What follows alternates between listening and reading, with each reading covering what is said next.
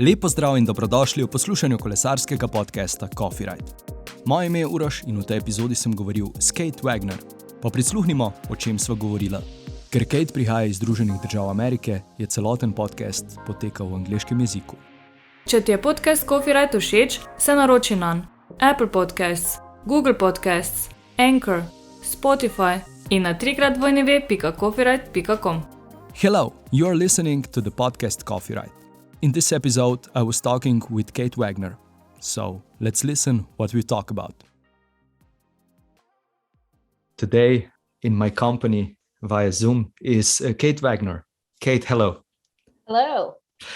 You are architecture critic, ex-musician, cycling journalist. What have I missed? What did I miss? I think that covers most of it. That covers. Okay. So if you meet someone on the street, how do you introduce yourself? What do you say? It depends, I guess, on what sounds coolest at parties. So sometimes it's cycling journalist, sometimes it's architecture critic. I don't usually mention the musician because I don't think I was a very good musician. Okay, but I read that you did music for like 20 years. So yeah, I went to music school actually originally. I played violin and viola, but I went for composition. And obviously when I was in school, became very clear that even if I was marginally talented, I wasn't going to make any money doing it. And so I had to really figure out a way to get a job. So actually, when I was in music school, I worked at a recording studio. Okay. I was a recording engineer, and I used that. And I went to graduate school to study like acoustics, so how concert halls work, how sound works. And so I did that for graduate school. But while I was in graduate school, my blog went viral, and then that's how I became an architecture critic. And then I did that for 6 years, and I still do that. Actually, I didn't quit. And around 2020, I started writing essays about cycling. And I was in quarantine. I was watching cycling 5 hours a day. Just became obsessed. I became obsessed with riding my own bike. And anyways, because I was already a writer and had been a published writer for 5 or 6 years, my essays in cycling got picked up by various publications, and that's how I became a cycling journalist. Wow, interesting. Our listeners cannot see, but you're drinking your morning coffee. So which coffee do you prefer? Which coffee do you love? So we buy our coffee beans from this roaster in Milwaukee called Colectivo. And the beans we buy are called, it's funny enough, they're called the Velo beans. There's a picture of a French guy riding a bike with a mustache on it. So it's a dark roast coffee. We grind the beans at home, and we have a branch of that coffee roaster in Chicago. So it's just up the street from us. So that's how that's what we drink in our household. Did you bought the beans and everything else prior to when you became a cyclist or a cycling enthusiast? Because some people say that when they start cycling, they become coffee snobs or something, you know. Okay, but that's actually what happened. Because my friend, I have a friend in the UK named Tom, and Tom, I always used to joke that I just drank garbage coffee, just sort of whatever you would get at the store. And we didn't grind our own beans. And it actually makes a huge difference to grind your own beans. I'm not at the level yet where I have the super boutique setup. I still use a drip coffee maker, but I'm very about grinding your own beans. And so, but it wasn't until I got into cycling and had friends who were really into coffee that I realized there was actually another way to drink coffee. Fortunately for me, I was already into beer, so that was the other cycling related thing. It's great. I asked because the same happened to me. So that's why I know the process of becoming a coffee snob in quotation marks. You started cycling at the same time when you were watching the Tour de France. So I started cycling. Okay, so some context is my husband is a cyclist. And his parents are cyclists. Like my father-in-law is the North American 12-hour time trial champion for over 65, but for recumbent bikes, because he's an engineer. So he patented his own type of recumbent bike. And so when we met, we always would go over to their house for barbecues or what have you. Cookouts, picnics, family gatherings, and there's just they always had bikes everywhere, bikes on the wall, bikes, and it was kind of inevitable that it would happen to me. And so before we lived in Baltimore, which it's pretty terrible for biking. It's really unsafe. There's only really one bike lane that's protected. And so it wasn't until actually we moved to Chicago that we got more into bikes, because Chicago has a really robust cycling infrastructure. I mean, obviously it has problems like everywhere else, especially in the US, which is so car centric.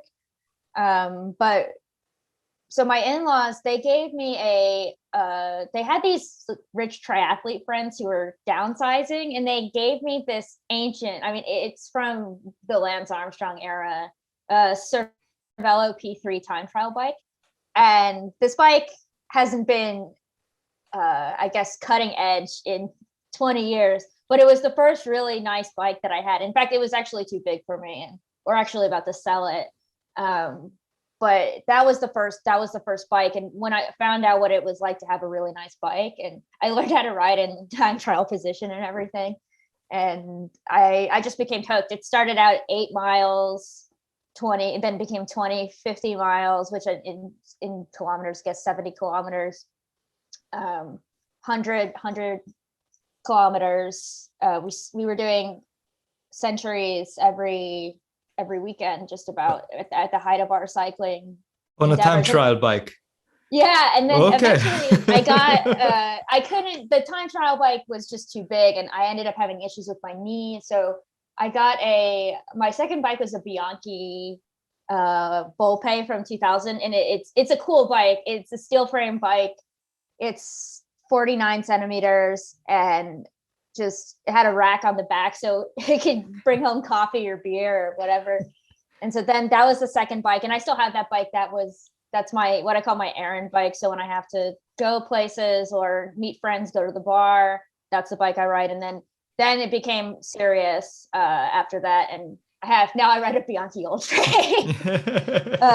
So yeah, that was how it happened, getting into cycling. And so when I was into cycling, of course, we were all stuck in quarantine. I worked from home. So I was like, I'm going to watch the Tour de France. And my husband came up, and he's a bit older than me. So he came up in cycling during the Lance Armstrong era, and he raced as a junior and was very involved in that. He was a big Mario Cipollini fan, actually. Okay. And so we were like, yeah, let's watch the Tour de France. And anyways, I became obsessed, obviously.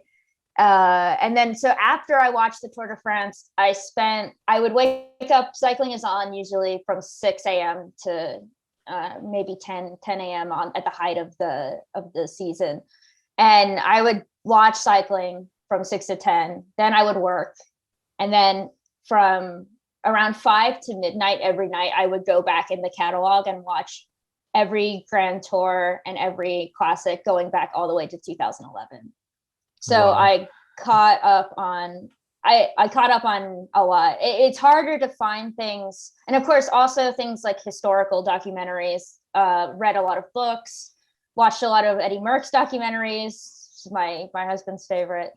And it became, after 2011 or before 2011, it gets a little bit more difficult to find the old footage because that was sort of before the streaming era. that transition between when cycling was shown on TV but wasn't recorded in streaming programs was really the kind of drop off point to where you could find really full recaps. And it made me realize how blessed we are now to live in an age with like Eurosport and GCN where we can watch everything, because it really wasn't like that before. So I caught up on everything that I could possibly catch up on.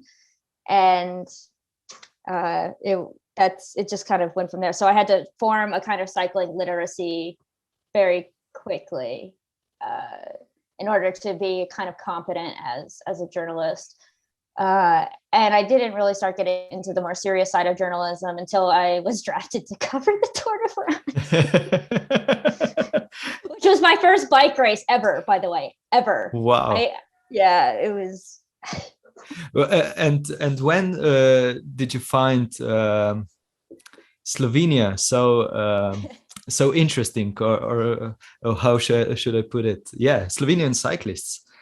So it's actually kind of funny because I don't think a lot of people realize this, but when I was really still mostly an architecture critic, a lot of my research dealt with Eastern European, so basically Southeastern and Eastern European architecture, especially from the socialist era. And so I had a lot of friends and professional connections who worked in the Balkans or in Russia. And so that was already kind of something that was on my radar, and a lot of that history as well. And so it became kind of a seamless transition when I started covering that area because of that research that I had done in graduate school. And because I was studying concert halls from the 20th century. So that was part of the whole thing.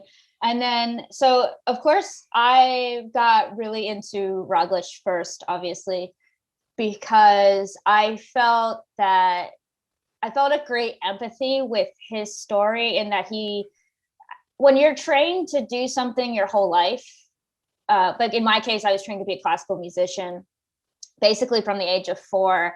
And then around the age of 21, first of all, I became injured. I got I had carpal tunnel and got a repetitive use injury, and that was really the end. And when you've been training to do something for that long and you have to switch to something else, it's why Roglic did that. And so I felt a very strong kinship with that story. And of course, also after when I watched the 2020 Tour de France, it was just devastating. I don't know. I think I took it a little more personally than I would now, but it was really kind of shocking when it happened. And so I was like, I need to write about this, because the Tour de France, that stage got over that day. And I wrote an essay immediately after, just with my feelings about it and why I thought it was really sad. And that essay ended up getting published by Bicycling magazine. So that was actually my incurs into cycling journalism. But I really first identified with Roglic's story. And of course, my views on all of that have changed as I've gotten to speak to both of them, and both Roglic and Pogačar, and a lot of the other Slovenians. And so but at the time, I was still mostly a fan. And so it was, that was really sort of the beginning. I kind of credit Roglic with the reason why I'm a cycling journalist and the reason why I'm so into cycling. So even now, I have to be kind of open about that, because obviously, when you're a journalist, you have to be unbiased, which is so funny because as a critic, you're really biased. But yes, that really was the beginning for me with Roglic. Okay. So. Okay. And then I got drafted to profile him, actually. So I wrote that essay in September, and I did a few other things in the meantime, but I was still mostly an architecture critic. For example, in September, I wrote that essay. In October, I gave a keynote lecture at Yale. And then After that, though, I felt when I gave the lecture that like, okay, I've peaked. I'm going to try something else for a little bit. And my editor from bicycling emailed me and was like, do you want to profile somebody? Have you ever written a profile? And I had written obituaries and things like that in the past, but never really a big profile. And originally I was going to profile Tom Dumoulin, but then he quit. Okay. And so, because Roglic was really intimidating to me, for obvious reasons, because he was like this giant in my mind, and also he still had a reputation at that point for being a little chilly to the media, and so it was crazy. But yeah, so then. Yeah, I can talk a little bit about that process. If you of want. Of course. So what happened was, I got the email. So when I first called Roglic, first of all, I didn't sleep like the whole night. I was just like, I agonized over every question, and I was like, how do I? But I kind of thought of it as this game of like, how do I get this person who is like notably reserved, especially in English, to sort of open up to me, a stranger. And I just agonized over this because I'm used to talking and interviewing artists. And a big difference between artists and athletes is that artists really love to talk about themselves. I mean, look at me. And you can ask an artist one question and they will take 30 minutes on it. But athletes are really different, which is kind of funny because a lot of the times they're way more famous than artists are.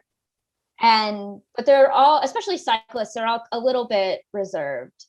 And so this was my first mistake, because I would learn later in my journalistic life that actually the best questions to ask are the simplest ones. You can't ask these leading questions and you can't craft a story that isn't the story that the subject actually just wants to tell you.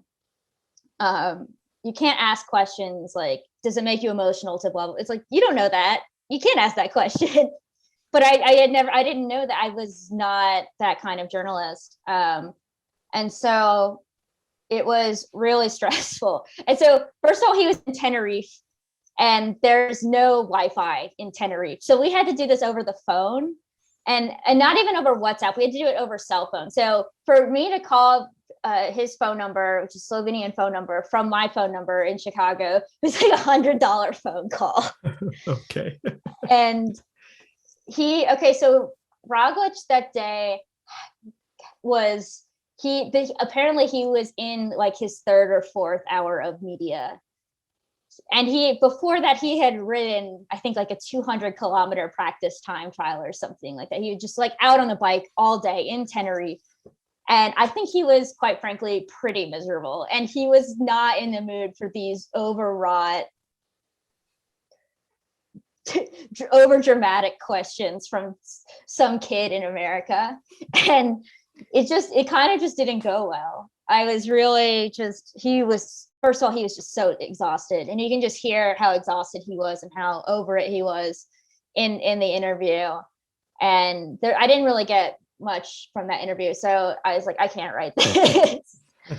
And so we begged Jumbo to have like a video interview. And it turned out that when we had the video interview, which was in May, which is after he had lost Paris-Nice, he was very chill. He got on the camera and he's sunburned. He's in Spain. He's watching the Giro on TV, and I am also watching the Giro on TV. And he's just in a really good mood, really genial. And we had a great conversation. And obviously I turned that into a 5,000 word profile. But it was funny because my English colleagues would call me like the Roglic whisperer or something like that, which is kind of absurd. Don't think that's true. But it was, I approached the second interview very differently, because there were just things about Roglic that I wanted to know, and that the only person who could tell me about them was Roglic. So it was things like, what did he do in between ski jumping and cycling? I was really interested in that period. And I was really interested in figuring out more about the the ski jumping career, because everyone knows that he did it, but not a lot of people know that in the English speaking world know that he didn't do it as a full-time job. He wasn't like a fully paid professional athlete. He said like he got paid when he won, and then when he didn't win, he didn't get paid. And he was in school at the time. Not a lot of people knew that he went to college.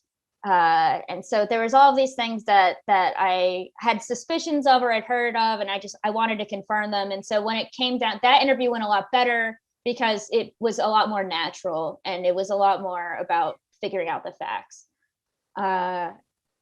So yeah, it was a good interview, and I felt a lot better about what I'd chosen to do with my life afterwards. So yeah. But yes, now I'm reading on Twitter that you have a little bit of struggle working with Europe or for European I don't know cycling magazines, etc. Because you are based in Chicago, USA. Yeah, it's because most English speaking media is based in the UK. And even the ones that aren't based in the UK have a heavy UK bias, because for the ones that are based in America, they hire a lot of European-based journalists, including American expats who are mostly in Spain. And because it's just cheaper transportation-wise for them. And at the same time, in the UK-based ones, it's just extremely expensive with the currency conversion from pounds to dollars to hire staff writers not from the UK. So in cycling journalism, it's a little bit of a two-tiered system where staff writers automatically get access to things like the Tour, the Giro, the Vuelta, and the classics. And so the freelancers kind of get to pick stuff that isn't that, which is really frustrating. And so I kind of realized that I freelance for pretty much every major cycling publication now. And I realized that first of all, I wasn't going to get a staff job for these logistical reasons. I wouldn't even say that there are reasons of bias. I think that it's really just that you have to remember that publications are businesses and they are not going to do anything that harms their bottom line. And so I really started to focus more on my own newsletter, which I'm trying to actually just grow into something that's more substantial, to hire actually other writers eventually. And yeah, so we ended up getting press passes to the Vuelta on that newsletter last year. And I went to the Tour of Oman on that newsletter. So it's becoming more and more of a sort of known publication. And it's, I think, because part of the reason is that there's a lot of focus on new media in journalism and in media all across the board. So to have a Substack or whatever is considered to be cutting edge, even though it's actually just a blog. And also because I had a built-in audience from my career as a writer over the course of 6 years. So we raised money quickly and we had the numbers to get press passes. So it's going well. And that's obviously derailleur.net, the publication. Yeah. Gotta plug. So yeah, but that's just like a frustration to me. But you guys got to move on, say, okay, you pick yourself back up. No risk, no glory. Yeah, you mean that, right? Yeah.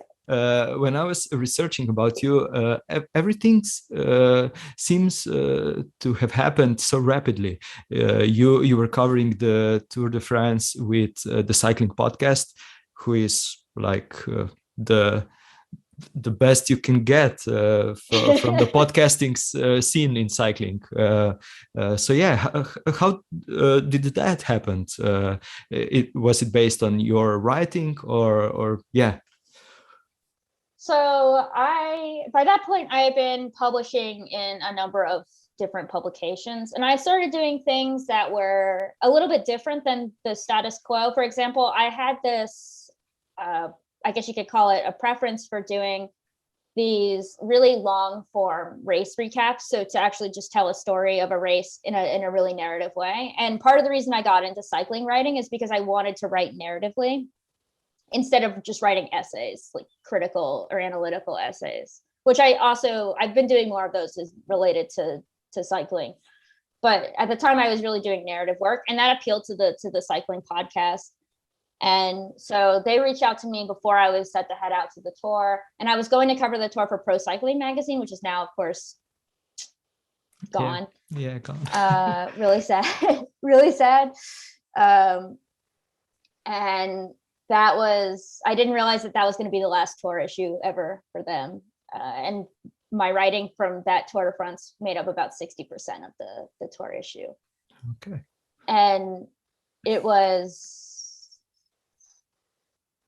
so when they contacted me, when the cycling podcast contacted me, it was like, wow, this is huge. It's great. This is so huge. And those guys have a good time, let me tell you.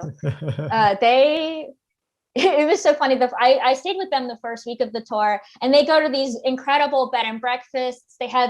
They drink like a bottle of wine every night. They truly have British appetites for drinking. And of course, Francois is French, and so wine, yeah. And actually, I have terrible taste in wine. That's actually my weakest point as a connoisseur of things. And so being in France with no taste for wine is truly kind of a hilarious experience. But we would stay in these great hotels, these lavish bed and breakfasts. And then when my week with the cycling podcast ended, and I kept doing work with them the rest of the Tour de France, but they had other people who would come in because Lionel wasn't there because for family reasons. And he came the second week, and then Mitch Docker came the third week. And so we all kept in touch. We all kept, eating lunch and stuff together, and occasionally I would stay with them. And then after the first week, I had to start sleeping in real journalists' accommodations. Just like B&B hotels, Bay hotels, the Novotels, worse than Novotels, worse than Campaniles. Just really, guess in America we call it schlepping it, okay. Which is just a way of saying, with the clothes on your back, just going from day to day to day. And I remember just being at these terrible little hotels in just the most rural parts of France. Just these, and it was like rainy and sad, just being like, oh, I miss the cycling podcast. But I traveled after the cycling podcast, I traveled with the guys from Cycling Weekly, and they were great. And it was a huge learning experience, the tour. Of course, I think everyone knew when I went to the tour that I was there to cover Roglic. And of course, Roglic didn't have a good tour that year. I was really, one of the things I didn't expect when I started covering bike racing in person was, first of all, what a circus it is. It's kind of insane. And second of all, it's very violent. So when the first three stages, every day you would see these guys go by. And I didn't come actually to the finish. I went to the start every day, but I didn't go to the finish until the third stage. And you would see them come by, and they would just be cut up and bloody. I remember the first day after the Opie and Omi incident, we were Richard Moore from the Cycling Podcast and I were watching at the approach to the final climb, and I saw this guy from Alpes and Phoenix. I wasn't sure which guy it was, but he was just bleeding from his mouth, just blood was just coming down his mouth because he'd busted his lip. And it's just, I was not prepared for that. And so of course when stage 3 happened, and it was crazy because that morning I finally got to talk to Roglic in person for the first time. And it was a really good interview for Roglic at the beginning of a race and in English. And so it was nice. It was a nice moment. Cause obviously when I did my profile of him, I told him my whole shtick that I was thinking about quitting my job to go cover cycling. And he said to me, he's really funny. I don't think people realize how funny he is, but he said, it's like, oh, I wish I could tell you it was going to be like a really good time, really fun. He's like, well, but you got to expect this really effing hard sport. And I didn't realize at the time what he meant by that. I was like, oh yeah, deadlines, they're really hard to meet. It happens all the time. And I didn't realize what he meant by that until I saw like the carnage from when they would come in and they were just they're just bleeding everywhere. I mean, it looks like a war zone. It's like after stage 3, it looked like a war zone. I mean, Jack Haig had to be carried off in a stretcher. Roglic comes in and he's got like 1,000-yard stare, and he looks like he's just been through war, and his whole leg is just cut up and bleeding, and his bibs are all torn, and it was horrible. I actually cried because I just wasn't prepared for, even if it wasn't Roglic, I wasn't prepared for seeing that much injury and seeing all these people just like bleeding everywhere. Really was shocking to me, because on TV, the crashes seem really impersonal.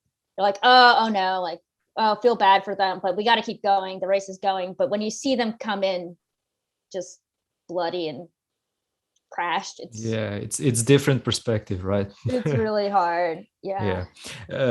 So yes, and where does the architecture and cycling meet? Do they meet somewhere in between?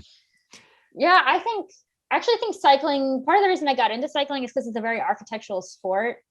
I mean, you go through, you see when you watch the broadcast, of course, they do these little cutouts, so you see the chateaus and all of the architecture. And so it's always been an architectural sport. It's funny that the architecture that they like to highlight is actually just not the architecture that I personally specialize in.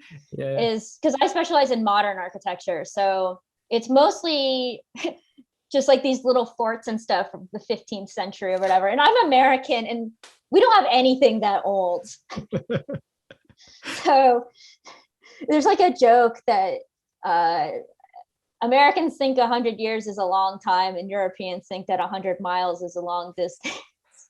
Yeah, that's a great joke, actually. So, yeah, I always wanted to, and it's also funny because I also don't specialize in French architecture. So the Tour de France is, a lot of that is, I do better with, because when I was in graduate school, I took classes in Roman architecture. So the Giro I do better in terms of architectural literacy. But yeah, 17th century France is not my go-to architectural. Like when you study a subject, you get a general history, and then you specialize in a specific time period or a specific country. And so I specialized in pretty much the 1970s.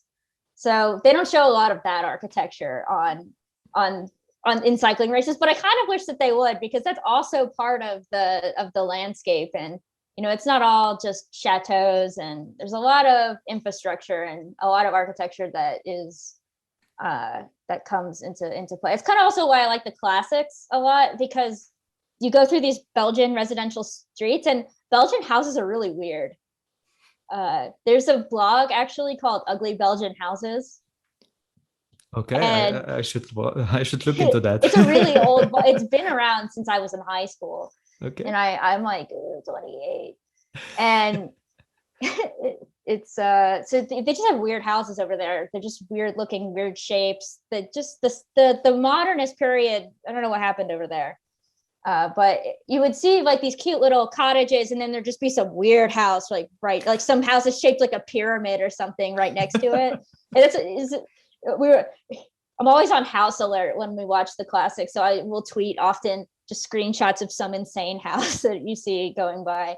But yeah, and it's also interesting to see how cities change into towns and towns change into cities. And in Europe, the church and the church square is really the center of community life. And so those kinds of urban patterns are also something that you see in a bigger scale in cycling and it's in that way, it's different than any other sport. You were in Slovenia, am I right? Mm-hmm. Yeah. And what did you find in Slovenia around houses and architecture? I really like Slovenia, obviously. Okay. So when I got there,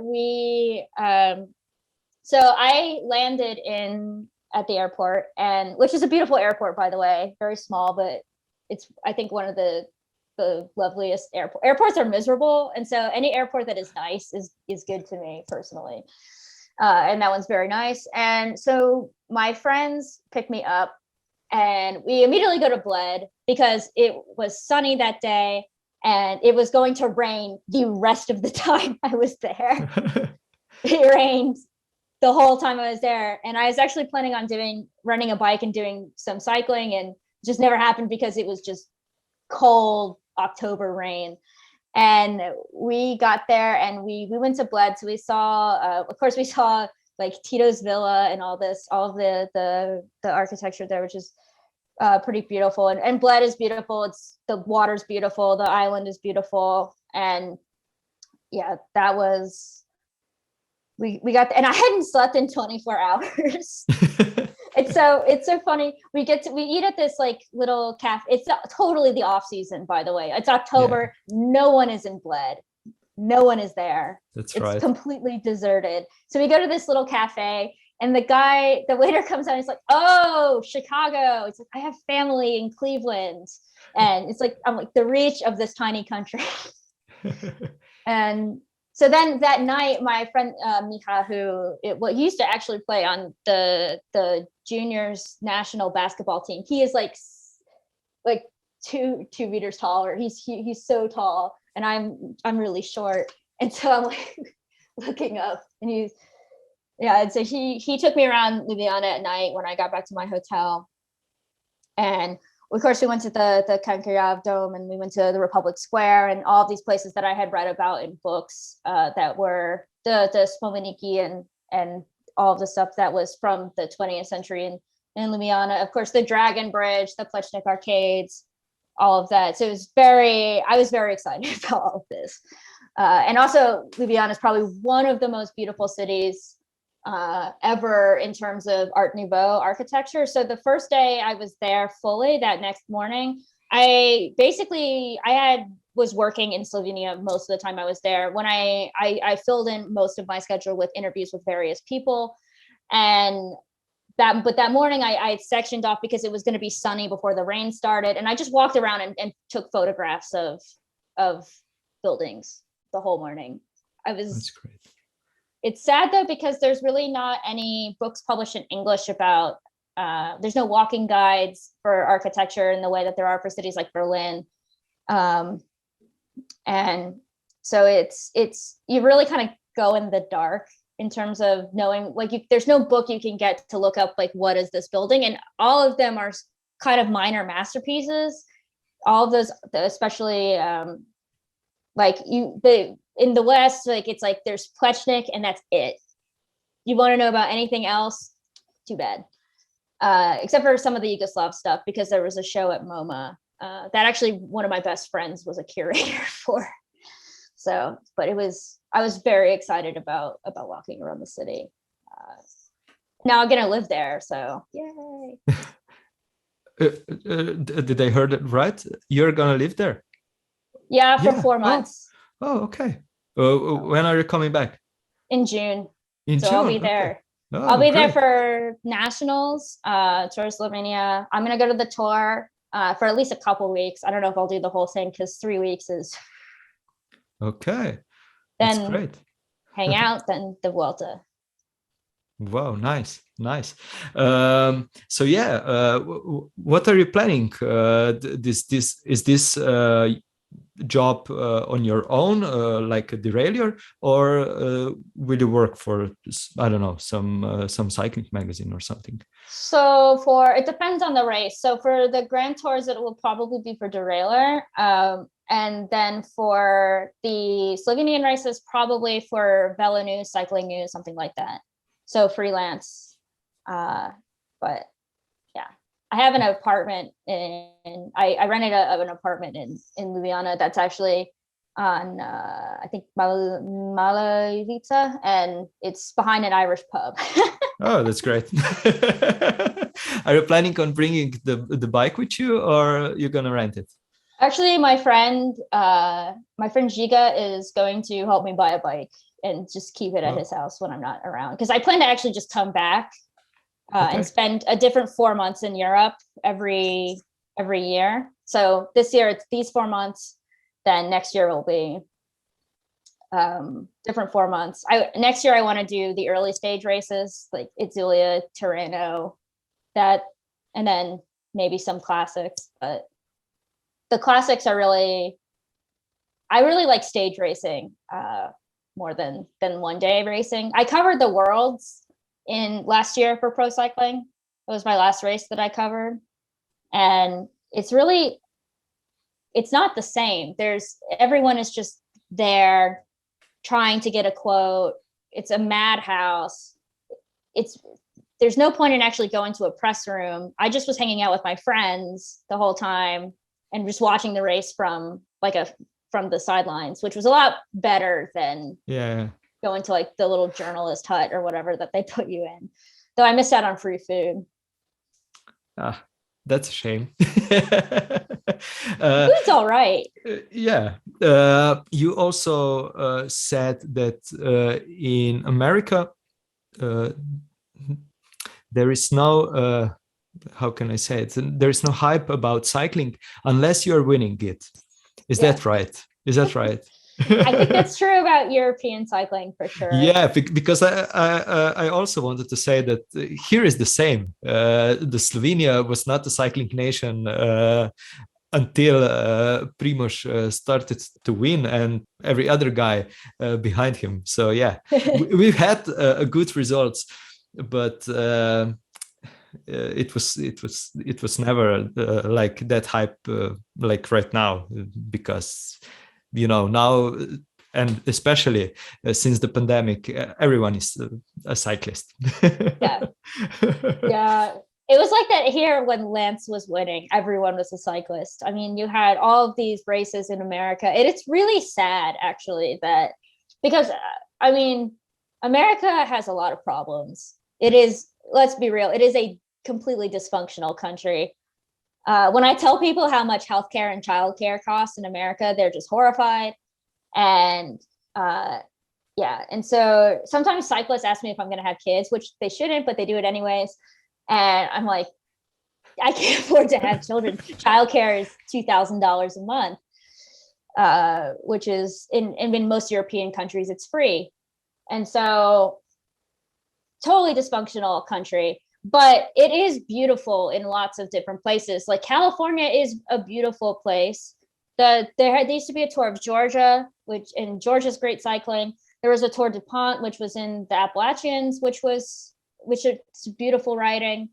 There are really great places to ride a bike in the US. And it's really sad that after Lance and then after COVID, what was left, because I mean, even like in the 2010s, like 2014, 2015, there was still the Tour of Colorado, the Tour of Utah, Tour of California, all of that's gone now.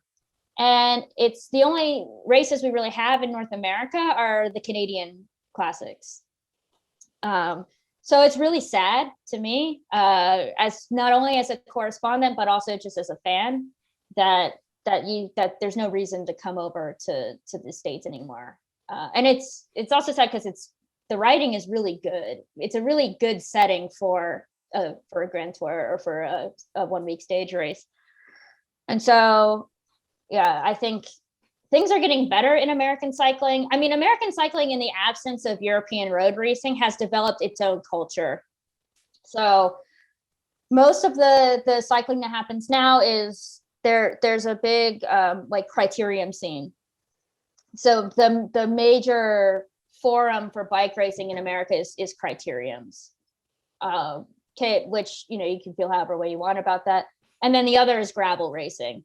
So these are the sort of new American specialties, because road racing is really not and stage racing is really, it's just kind of done. There are a couple races still, like we have the Maryland Cycling Classic, and we have the Tour of America's Dairyland in our in the Midwest, but that's it. So, but American cycling is doing quite well now in terms of the European scene.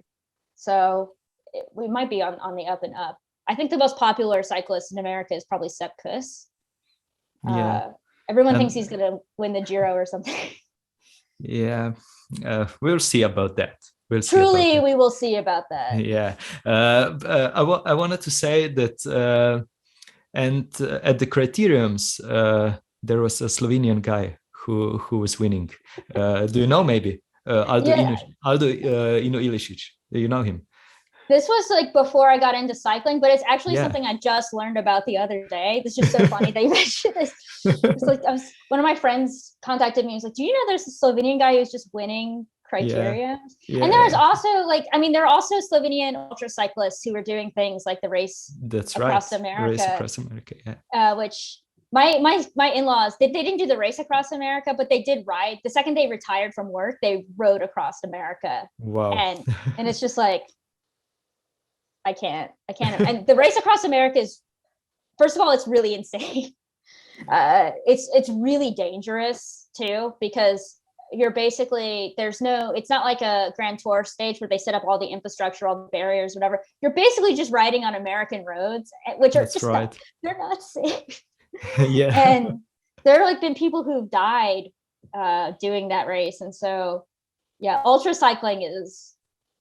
I was watching a documentary about our ultra cyclist Jure Robic, who rode it, and he was like hallucinating on the on the road and shouting at the dark, and just that's wow.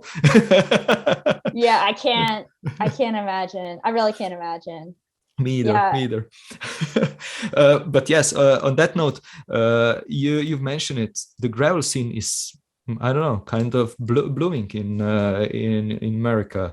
So in that case, I think it is a good path for, I don't know, now that the UCI included the gravel racing in his calendar. So maybe this happens. I mean, the reason why gravel racing I think is so popular is because American roads are so dangerous. I think that a lot of cyclists were seeking alternatives to having to race on them or train on them. And so there was already kind of this is just my layman's knowledge, there's already kind of an informal sort of off-road cycling scene, and gravel roads are roads in like farm fields and things like that. They're really kind of off the beaten track. But in America, like anywhere where you can find safety from cars is really important. And so I think that my understanding is that this is why it's such a big discipline in the States. Yeah, I understand that. Yeah, that's plausible. Okay. And here we are, just before we finish up. You're also an artist who draws a cyclist. Yeah, these are some great drawings, I must say. Thank you. So this came with writing, or? Yeah, I took art classes through high school. So it was always just a hobby of mine. And of course, when I was in graduate school, I took drawing classes for architecture and other things. And so it was always a hobby. And so the funny thing is the reason why I used to draw so much for the newsletter is because I didn't have license rights for photographs. So I couldn't afford the licenses for Getty photographs and I wasn't yet on the mailing list or like in the, I guess you could call them like the chats or whatever from the race organizers, where they send you pictures that you can use in your publications. And so I had no choice. If I wanted to put images in my publications, I had no choice but kind of just to draw them, because I didn't have money for the licensing fees for photographs. And now I got a camera and started taking photography lessons. So I've started to do more photography, mostly because I can't draw in the way that I used to. When we at Derailleur did the Giro, for example, I had so much energy back then, and the day that Tucker Vanderhorn won, I did like an 11 panel, basically comic about it, illustrated essay about it. And I can't in a single day, and I can't do things like that anymore. Just like, I don't have the stamina after doing all this other stuff. And so, but I still draw, and I have once I get, and it's still easier for me to draw for races that I'm not involved. Like, so when I'm at the Tour and the Vuelta, the ASO will send you images you can use, or any ASO race. But for those non-ASO races, I'm basically limited to what I can take photographs of if I'm there and illustration. So there will be more drawings. But yeah, I took art classes. I've been drawing digitally since I was 14. It just was always a hobby of mine. They don't let you write about architecture for a living if you can't draw. Okay. I don't know if that's true, but you gotta put your money where your mouth is. I think when you write about art, I think you have to be relatively talented yourself in order to see what others don't do correctly. But I really like drawing portraits too, because it's such an emotional sport. It really is. It really is. Wow, it's great. It's great. But yes, in between all of this, you also, I presume, you had Kofirajd, and which is this Kofirajd you take, I don't know, 100 times a year, or you just took it once and said to yourself, this is the most beautiful bike ride I have ever been. Was something like that? In Chicago, we have this very long extended network of cycling paths called the North Branch Trail, which is in North Chicago. And during the fall, the leaves on it's all maples and beeches and really beautiful trees in the fall. And so every time we go, it's amazing because the forest, it goes through the forest, and the forest is relatively well preserved. There are parts of it that are very healthy forest, that there's not a lot of like invasive plants or anything like that. So you can see in the spring, you can see all of the unique wildflowers come up that are really beautiful. And then in the fall, the leaves just turn these brilliant reds and yellows and oranges. And so during the spring and the fall on that trail, it's really phenomenal. And so when it's not snow season in Chicago, I usually will do like at least 40 miles a week. So like 55, 60 kilometers, and I don't like, it's not training rides. I'm not training for anything. It's just looking around rides, and it's actually just really beautiful.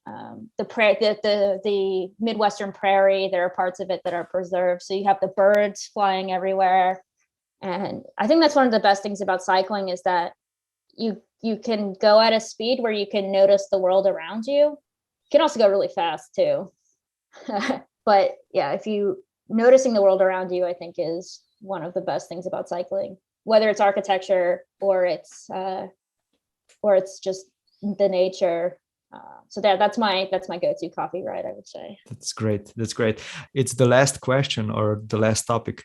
What would be your advice for the listeners, or I don't know, anything that comes to mind that you would like to say to them in terms of cycling? I don't know. Yeah, just I don't know. Maybe some about being a journalist or wanting to get involved in cycling, or maybe what quote drives you. There was a time when, like when I went to Slovenia, I went there to profile Metin Horch for Rouleur, and I ended up basically spending like 6 hours at his house, and he made me lunch. And there was we were talking about like the sort of earlier days in his cycling career when he went from riding at Savakran to going to Cannondale or Liquid Gas, which then became Cannondale, and just like a lot of the difficulties in making that transition. And I don't know whether it was because I had by that point I had really been through a lot of things. Like in a very quick amount of time had gone from just writing the occasional essay about cycling to covering the Tour de France. And of course, when I was at the Tour, being involved in a doping scandal, like seeing Roglic crash out, just like moments where I really had to be more brave than I had ever been in basically my whole life. And like, I don't know why, but when he was talking about it, it was such a simple thing that he said. He was like he basically said, like, you just always have to be brave. And you always have to just believe in yourself, and that, you know, you are only going to be the best version of yourself that you can be. And that's really the only thing that matters. And that was the end of my season when I was in Slovenia. And so I still kind of get emotional listening to the recording, because it kind of felt like we were just kind of talking to each other and not in the abstract. And so, yeah, I just think about that all the time.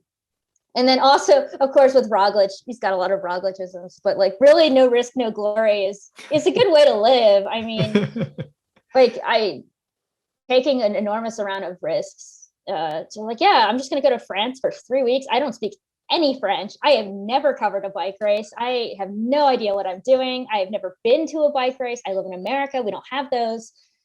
But you just got to do it. Do it, right? Yeah, truly no risk, no glory. And yeah, it's yeah, it's kind of become, like, in America we say, like, YOLO, like, you only live once. Yeah. But it's a better way of saying that. It's actually such a great quote. And everyone was so mad at him when he did that at the Vuelta, when he just went off the front and then crashed. They're like, what are you doing? And he was like, Yeah.